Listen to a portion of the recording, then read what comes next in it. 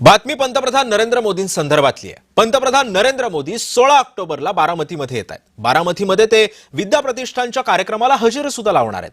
पण गेल्या 3 महिन्यातील मोदी आणि पवारांची ही तिसरी भेट असणार आहे। नेमकं काय काय घडणार आहे या भेटी दरम्यान पाहूयात या रिपोर्टमधून। संसदेच्या पावसाळी अधिवेशनात सत्ताधारी आणि विरोधक वेगवेगळ्या मुद्द्यांवर एकमेकांसमोर उभे ठाकले होते।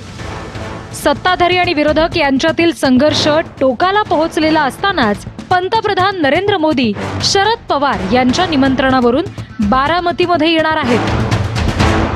शरद पवार अध्यक्ष असलेल्या विद्या प्रतिष्ठानच्या नव्या वास्तूतील प्रतिमांचं मोदींच्या हस्ते अनावरण होणार आहे।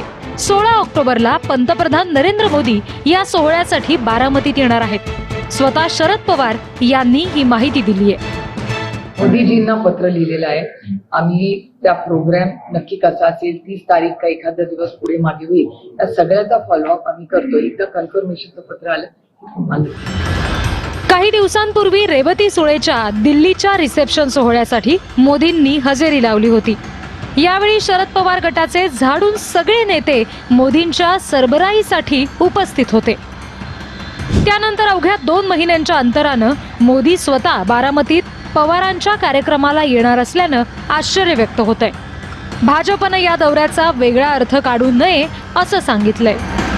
याआधी देखील बघितलं की माननीय पंतप्रधान नरेंद्र मोदीजी याच्यापूर्वी देखील बारामतीमध्ये आलेले आहेत आणि शरद पवार साहेब ज्येष्ठ नेते आहेत, महाराष्ट्राचे मुख्यमंत्री राहिलेले आहेत, केंद्रामध्ये केंद्रीय मंत्री राहिलेले आहेत। त्यामुळं अशा कार्यक्रमाला पंतप्रधान नरेंद्र मोदीजींनी येणं याच्यामध्ये काहीही गैर नाही, काहीही चुकीचं नाही। पंतप्रधान नरेंद्र मोदीजी गुजरातचे मुख्यमंत्री असताना देखील शरद पवार साहेब केंद्रामध्ये कृषी मंत्री होते।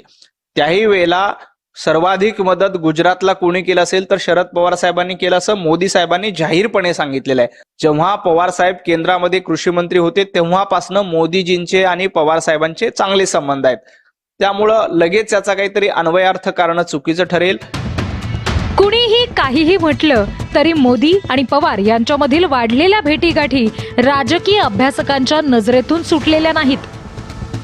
मोदी पवार यांची वाढलेली जवळीक येणाऱ्या काळामध्ये UPA साठी नक्कीच चिंतेची गोष्ट म्हणावी लागेल। नवनाथ बोरकर, जय महाराष्ट्र, बारामती।